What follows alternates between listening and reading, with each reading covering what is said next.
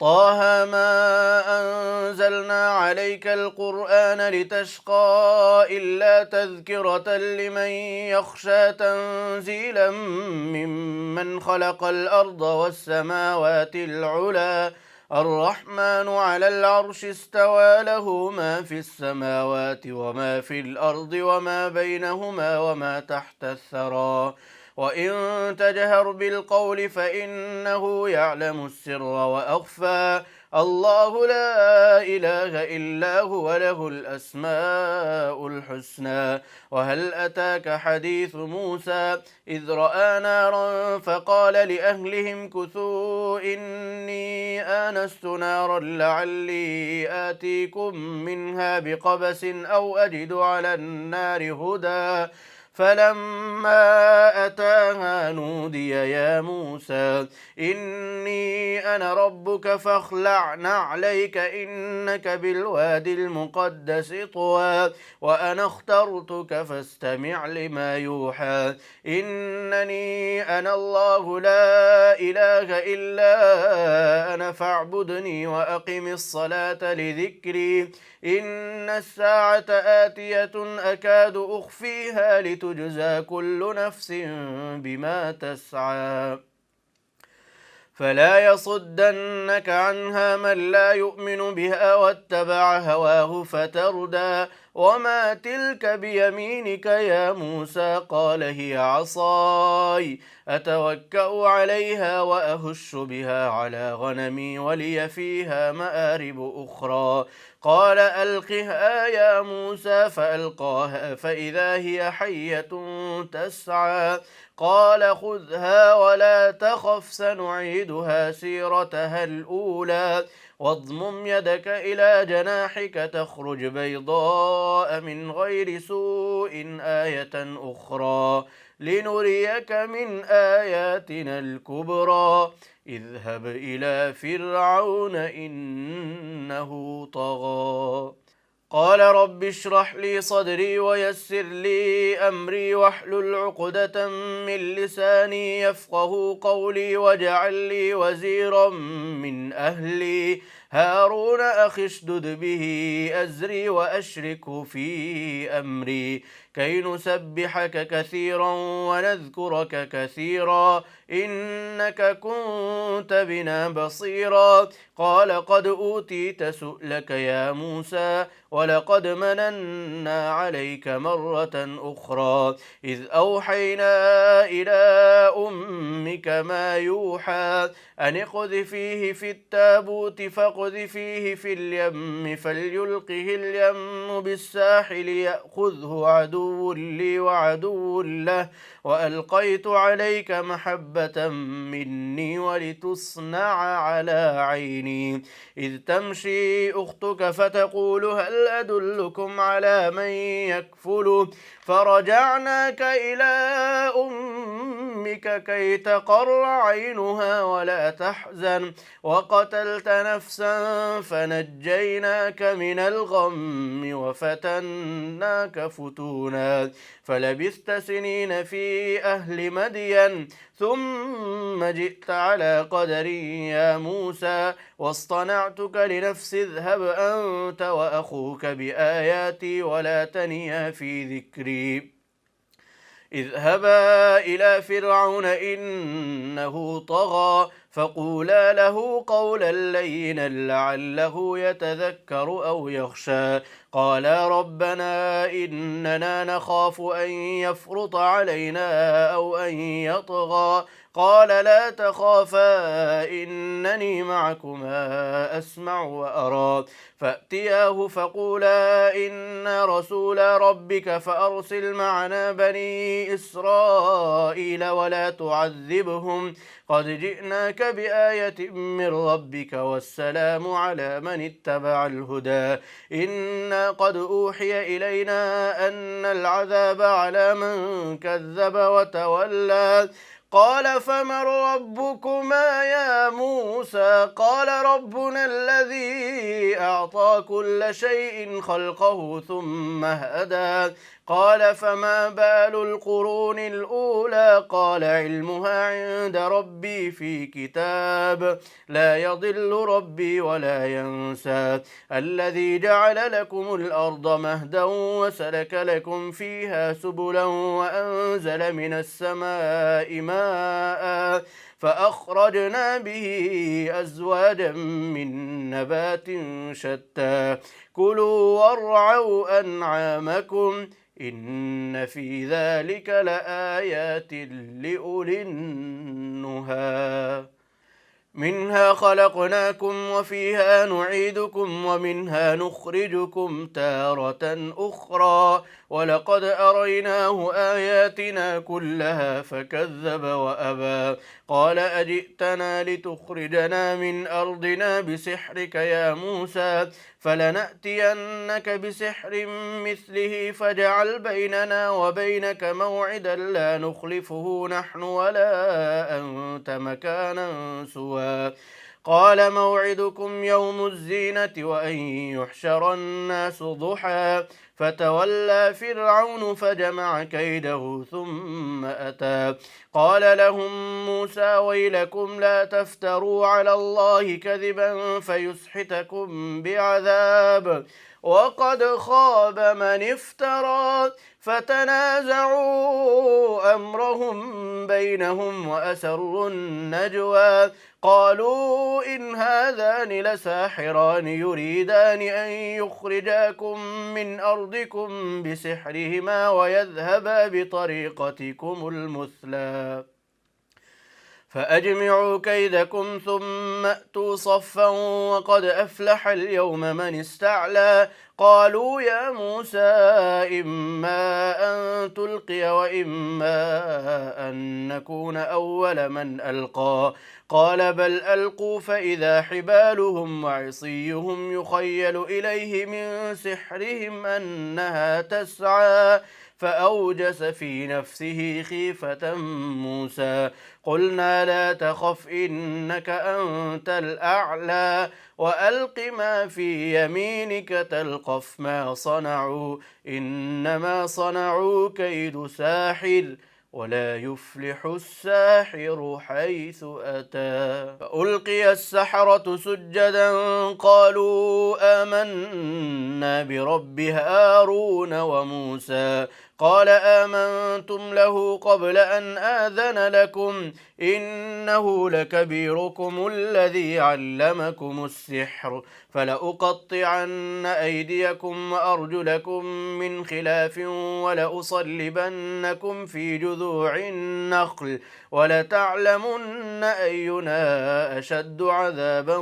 وأبقى قالوا لن نؤثرك على ما جاءنا من البينات والذي فطرنا فاقض ما أنت قاض إنما تقضي هذه الحياة الدنيا إنا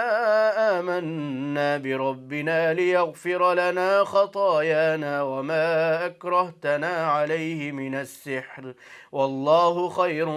وأبقى إنه من يأت ربه مجرما فإن له جهنم لا يموت فيها ولا يحيا ومن يأته مؤمنا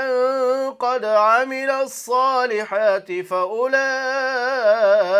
لهم الدرجات العلى جنات عدن تجري من تحتها الأنهار خالدين فيها وذلك جزاء من تزكى ولقد أوحينا إلى موسى أن أسر بعبادي فاضرب لهم طريقا في البحر يبسا لا تخاف دركا ولا تخشى فأتبعهم فرعون بجنوده فغشيهم من اليم ما غشيهم وأضل فرعون قومه وما هدى يا بني إسرائيل قد أنجيناكم من عدوكم وواعدناكم جانب الطور الأيمن ونزلنا عليكم المن والسلوى كلوا من طيبات ما رزقناكم ولا تطغوا فيه فيحل عليكم غضبي ومن يحلل عليه غضبي فقد هوى وإني لغفار لمن تاب وآمن وعمل صالحا ثم اهتدى وما أعجلك عن قومك يا موسى قال هم أولئك على أثري وعجلت إليك ربي لترضى قال فإنا قد فتنا قومك من بعدك وأضلهم السامري فرجع موسى إلى قومه غضبان أسفا قال يا قوم ألم يعدكم ربكم وعدا حسنا أفطال عليكم العهد أم أردتم أن يحل عليكم غضب من ربكم فأخلفتم موعدي قالوا ما أخلفنا موعدك بملكنا ولكننا حملنا أوزارا من زينة القوم فقذفناها فكذلك ألقى السامري فأخرج لهم عجلا جسدا له خوار فقالوا هذا إلهكم وإله موسى فنسي أفلا يرون ألا يرجع إليهم قولا ولا يملك لهم ضرا ولا نفعا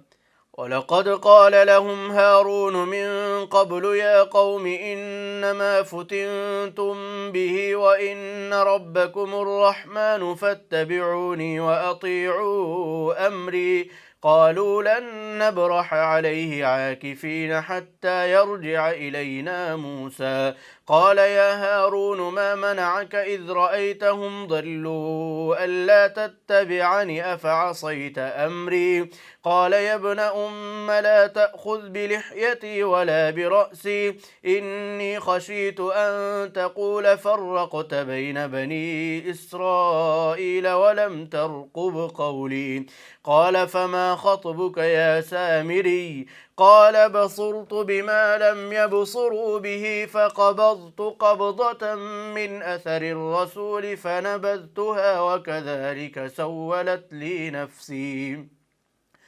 قال فاذهب فإن لك في الحياة أن تقول لا مساس وإن لك موعدا لن تخلفه وانظر إلى